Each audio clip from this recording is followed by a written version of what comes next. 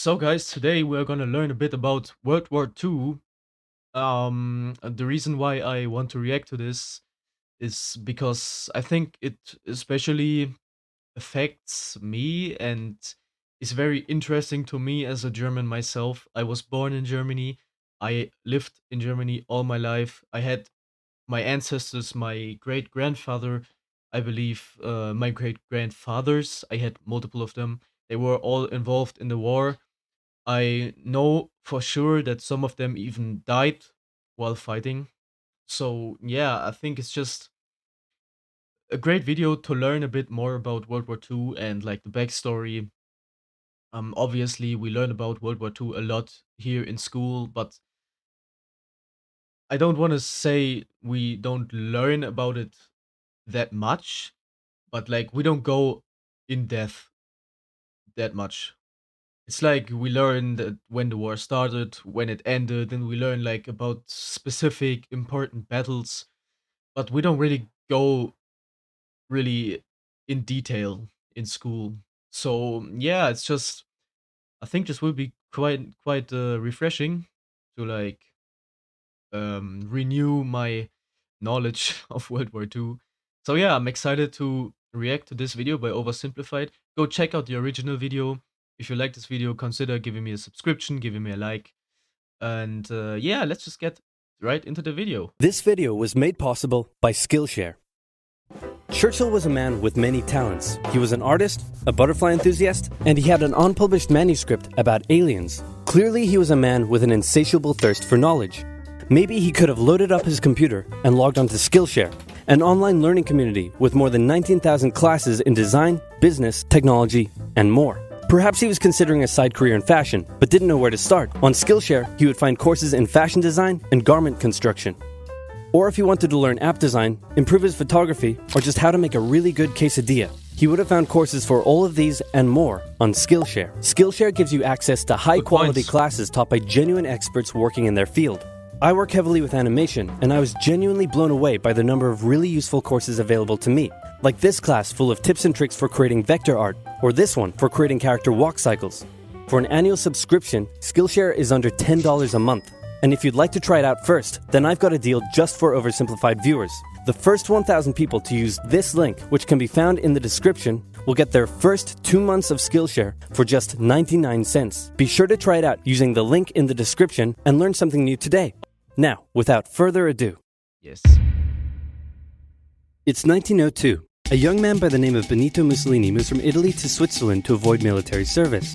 He gets big into socialism, working for trade unions, writing for socialist newspapers, advocating a violent overthrow of European monarchies, the whole shebang. This gets him in a bit of trouble with the Swiss police, so he gets arrested, sent back to Italy, set free, returns to Switzerland, is arrested again, goes back to Italy again, completes his military service after previously avoiding it, and then after a brief stint as an elementary school teacher, he finally returns to work as an avid socialist. His speeches and journalistic abilities made him famous among Italian socialists. He was anti-war, so when Italy colonized Libya in 1910, he rioted and got arrested. Then World War I came along, and once again he protested Italy's involvement. But then he thought, wait a minute, this war could bring about the social climate needed to overthrow European monarchies and bring about the socialist revolution everywhere. And suddenly Hold he up, was... one second.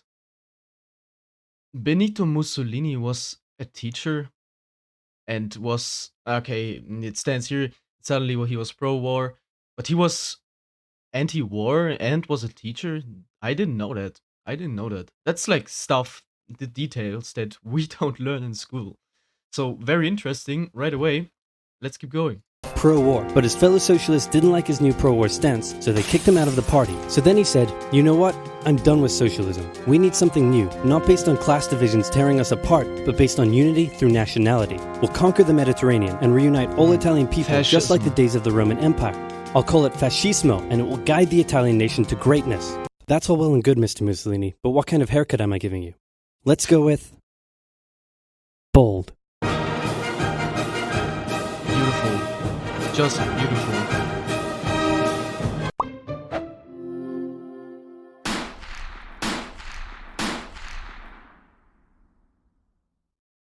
Italy had been on the winner's side in World War I, and they hoped they were going to get a lot out of it, but in the end, they only got a little, and they felt cheated. On top of that, a bad economy and weak governments meant that the Italian people were a little unhappy. So when Mussolini came along and said that he could fix everything, his fascist movement gained a lot of support. In 1922, he went to the king and said, "Make me prime minister, or I'll make me prime minister." And the king said, "You and what army?" "This army." Fair enough. Then he went about establishing a dictatorship with himself at its center. Europe had its first fascist dictator. Next up, Germany. Germany had been on the loser's side, and they got absolutely wrecked by the Treaty of Versailles. They lost territory, had to demilitarize the Rhineland, had to reduce their army to just 100,000 men, couldn't have an air force, had to pay the Allies a huge amount of money that it didn't have, and a new rule was established that every Englishman withheld the right to walk into the center of Berlin, pick out any German they wanted, and spank the hell out of them. I made that last one up, but it helps you understand how all of this felt to I was about to say, that's not true, right? Like, I know my country, Germany, got absolutely wrecked after World War One, and like this is some stuff I could actually imagine was around at that time. Well, good it wasn't, but obviously our country did kind of, well, we did kind of lose everything, I would say, and obviously people were very ashamed, and well, World War One was absolutely devastating. Germans. On top of that, a bad economy and weak governments meant that when a small angry man with a silly mustache came along and said that he could fix everything, the German people loved it. Hitler had been a soldier during World War I, and he was crazy patriotic, and nobody was madder than him about Germany's humiliation. He helped start a new political party, and in 1923 attempted a march on Munich with his boys. And then he got arrested. But his popularity grew and grew, and in 1933, the president made him chancellor. He believed he was Germany's great destined savior, and he went full megalomaniac, establishing a dictatorship with himself at its center. Europe had fascist dictator number 2. Hitler and Mussolini had a lot of the same ideas, but more importantly, they had the same enemies, and they started to get along. Anyone else want to be friends? Franco? No? You good? I do. Who's that? It's Japan, and they've taken over northern China. Let's rewind a bit. Japan had isolated itself from the rest of the world for over 200 years until the Americans showed up and said, "You're going to trade with us and you're going to like it." Then the Western powers imposed a bunch of unequal treaties, meaning Japan's economy was bust. They also had no natural resources, so they decided to go get some. They went to war with China to gain a sphere of influence over Korea, and they took a bunch of China's stuff. But then the West said, "Hey, cut that out." And since Japan couldn't take on the West, they said, "Okay, I guess we'll just go home." Wait a minute, what are you doing? Taking advantage of a weakened China and setting up spheres of influence. But I was the one who weakened them. We know. And you guys didn't let me have anything. We know. That seems unfair. We don't think so. Okay, see ya. So Japan thought, screw this, and went to war with Russia, and stunned everyone by actually winning. Then they fully annexed Korea, but they didn't stop there. In World War I, they took Germany's colonies and islands in Asia, and then in an incident that was maybe staged by the Japanese army, a bomb blew up a Japanese train in Manchuria, giving them an excuse to launch an invasion and take over. So here's the situation. Nazi Germany, Fascist Italy, and Japan all believe they're racially superior, all feel hostility towards the Allies, and all want to militarize and take over more stuff. And so they did. Let's start with Germany. Hitler hated the Treaty of Versailles, and now he was ready to begin undoing it. In complete violation of the treaty, the first Luftwaffe squadrons were set up, conscription was introduced, and he pimped up his army. The Allies did nothing. Then Hitler sent his army back, giving orders to immediately retreat if the Allies showed up. The Allies did nothing. With his military re-strengthened, he could now move on to step 2. He wanted to rapidly increase the Aryan population, and to do so, he needed Lebensraum, or in other words, he would have to take over the world. But for now, a good portion of Europe would do, and he began eyeing up his neighbors. Man, Hitler was absolutely delusional. He was just crazy madman, and that's not even in a good way. Hitler was insane, man. He was insane. Like, I don't know what he thought he would be doing for our country, but today he's absolutely seen as a madman. Like, everything he kind of had in mind is just insane, man. Just insane. Not in a good way. Absolutely fucking crazy. And yeah, I mean, he didn't win, at least, so, well, that's good. The Allies finally started to get worried, so they implemented a fairly useless diplomatic strategy called appeasement, and it went a little something like this. Hitler would say, "I want that thing," and the Allies would say, "You can't have that thing." "Okay, you can have that thing, but no more." "I want that thing." And repeat. In 1938, Hitler's army marched into Austria and just took it, with no resistance. Yeah. Boom, this is Germany now. Next, he demanded to be given the Sudetenland, an area of Czechoslovakia with many ethnic Germans. The Allies held a meeting with Hitler in Munich and said, "Look, we're going to give you what... Hang on. This meeting is about my territory. Shouldn't I come to the meeting too? Anyway, we're going to give you what you want." Really? Yeah. Just like that? Yep. What's the catch? Just sign this piece of paper promising you won't invade the rest of Czechoslovakia. Okay. Then Chamberlain returned home victorious, waving his signed piece of paper in the air, declaring crisis to be averted and the continuation of world peace, and we built a statue of Chamberlain in his honor, and every day on the 30th of September we celebrate Chamberlain Day. Hitler's invading the rest of Czechoslovakia. What? He's invading the rest of Czechoslovakia. Oh. That didn't work out. You lied to me. Chamberlain. What do you expect? I'm Hitler. Not to be outdone, Mussolini also wanted to get in on the action. He thought to himself, isn't there a not yet colonized nation somewhere which is so underdeveloped? I think this is going to be the part where Italy invaded. I don't know which part it was. It was some part of Africa. And I think the Air Force, the Italian Air Force, actually dropped poisonous gas on like the African soldiers, which I don't think they even had guns. So crazy, man. And we know Italy hasn't the best reputation around World War II. But, well, I just think that was the part where they invaded this African territory. So let's keep going. That the people would be defending themselves against our tanks with literal bows and arrows and wooden spears? Yeah. Oh, there is? Fantastic. Right. And so he took it. Italy also wanted to control the entrance to the Adriatic Sea, so they occupied Albania. Then, in another incident which was maybe staged by the Japanese, gunfire was exchanged by Japanese and Chinese troops at the Marco Polo Bridge, and the Japanese launched yet another invasion against China. They swept through Beijing and Shanghai, and then advanced to the Yangtze Valley to China's then capital, Nanking. It was here that saw the worst of Japan's shocking atrocities committed against the Chinese people. Back in Europe, Germany and Italy made their relationship status official by signing the Pact of Steel. Then, Hitler turned his eyes towards Poland and the hated Polish corridor splitting Germany in two. At this point, the Allies really had to put their foot down, and they warned him that an invasion of Poland would mean war. Hitler had planned to continue his advance eastward, but he didn't want to end up fighting a war on two fronts. So for now, he made an alliance with Stalin, saying, "How about we both invade Poland and split it between the two of us, and I definitely won't not refrain from not betraying you sometime in the future." Sounds good. This new alliance stunned the West. On the 1st of September 1939, German troops entered Poland, and Britain and France declared war on Germany. The Poles fought hard, but they were no match for the two giants crashing down on them from either side. Then came a period known as the Phony War, where everyone just sort of sat around not doing much. The French had launched a small invasion into the Saarland, but they maintained mostly defensive positions, and after a while decided to just turn around and call it a day. Speaking of France, the French were still super proud of their victory in World War I, and they hadn't really moved on from it. They still used horses, they dispatched messages by motorbike instead of using radio, orders from the commander-in-chief were usually pretty vague, and the troops were rarely inspected. They built a line of defenses along their German border, but didn't bother extending it all the way to the Channel, and they wouldn't launch artillery strikes against Germany out of fear of being retaliated against. In a war, they didn't want to attack the enemy. And at first the UK wasn't much better. Chamberlain still naively hoped that the war could be ended diplomatically. Instead of bombing raids, the RAF dropped propaganda leaflets over German cities, which one air marshal said likely did nothing but provide the continent with toilet paper for the duration of the war. They also only sent 200,000 men to France, while the French had mobilized when they dropped like these leaflets, these papers. I remember learning about that in school. Well, anyway. Millions. Both Britain and France wanted to avoid a repeat of the First World War, and so they wanted to keep the war as far from home as possible. So they turned their eyes north, towards Norway. Neutral Sweden was exporting iron ore to Germany through neutral Norway, so the Allies asked them if they could please stop exporting iron ore to Germany, but this request was refused. Then, the Soviet Union attacked Finland, so the Allies said, "How about we land troops in Norway and move them across Sweden to go help out your good pal Finland, and along the way maybe take control of all your airfields?" But Norway and Sweden still said no.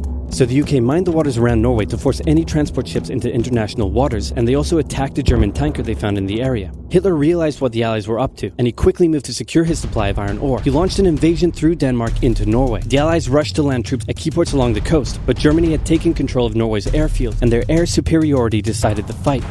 The Allies had to retreat. After this slightly embarrassing failure, Chamberlain resigned and was replaced with Winston Churchill, who had a slightly different approach to dealing with the Germans. Hitler's overall strategy was similar to Germany's First World War strategy. Attack France, defeat France, knocking out the UK in the process, then turn on the Soviet Union and win the war. During the phony war, the Allies had given Hitler time to prepare his forces. Now, he was ready to attack. The Allies had wanted to place troops in Belgium, but Belgium had refused, and in a move that surprised pretty much no one, Hitler launched an invasion to get around France's defenses. The Allies charged into Belgium at full speed to meet the German invasion head-on, and it looked like a repeat of the First World War was coming. But this time, Hitler had a trick up his sleeve. Blitzkrieg. As the Germans advanced, they sent thousands of refugees westward, slowing down the Allies. Then, to the south, the French had left the Ardennes, an area full of hills and forests, pretty underdefended because they thought it was naturally impenetrable. Well, the Germans were about to penetrate it with everything they had. They smashed 50 Wehrmacht divisions through and encircled the Allied armies at lightning speed. The best of the Allied forces were now trapped. The Germans squeezed in from all sides, taking out France's best armies and nearly wiping out the British too. But they managed to make a desperate last-minute escape at Dunkirk, with British civilian ships even making the perilous journey to bring their young men home. With most of the French forces depleted, the Germans breezed through, taking Paris, and France fell. What the Germans couldn't do in World War I, Hitler had done just like that. Hitler hoped that with the fall... I just want to throw something in here real quick. I do remember looking up the Battle of France, and also in the video I already reacted to, the Fallen of World War II, it was called. When Germany and France, I was just about to say France, when they fought in the Battle of France, I do think, I believe it was about 100,000 soldiers on the French side that actually died while defending France and Paris. I don't know. It's like kind of this rumor that France like surrendered and stuff. I mean, they did surrender, but they lost so many men trying to defend their country. And man, they have my greatest and all my much my greatest respect for this, because I don't really like all these memes and jokes and stuff about them surrendering. And I know people from France, and yeah, it's like, and they tried their best. They just tried their best, man. Germany at this point in the war was just much more developed military wise. So really, they did everything they could, but in the end, they stood no chance, which is sad. But man, they did their best, and I respect them for that. fall of France, the UK would also lose hope and sue for peace. But quite annoyingly, it didn't, and he needed to secure the Western Front, so he tried to force them into submission with mind games. The UK were now all alone, and Hitler wanted to emphasize that. First of all, just before France fell, Italy finally declared war on the Allies, making the UK's situation even worse. Next, instead of just occupying all of France, Hitler occupied the coastal areas for defense, but allowed France to continue its existence as a German puppet state. This way, it looked like the UK's old ally had decided to switch sides. Hitler also hoped that the UK wouldn't attack any of her old allies' navy bases or colonies in Africa, giving Hitler an extra line of defense to the south. But the UK made sure to respond to this by sailing down to France's navy base in Algeria and wrecking a bunch of ships. So have at it.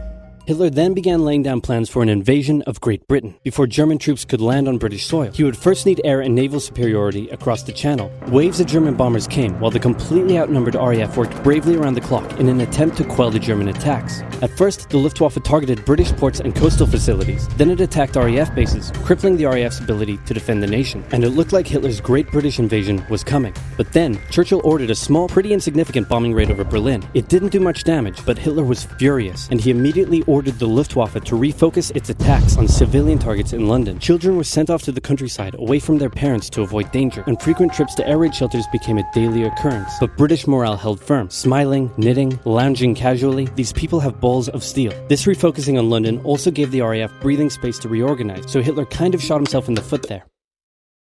Just the foot for now. Finally, the Luftwaffe sent one massive all-out attack on London, and the RAF successfully repelled it, destroying many of the German aircraft and placing air superiority firmly in British hands. Hitler's invasion had to be postponed, but the bombing of British cities continued for some time. Wow, alright. So that was part 1 already. Guys, I definitely will be checking out part 1 in a few days, and like all that stuff.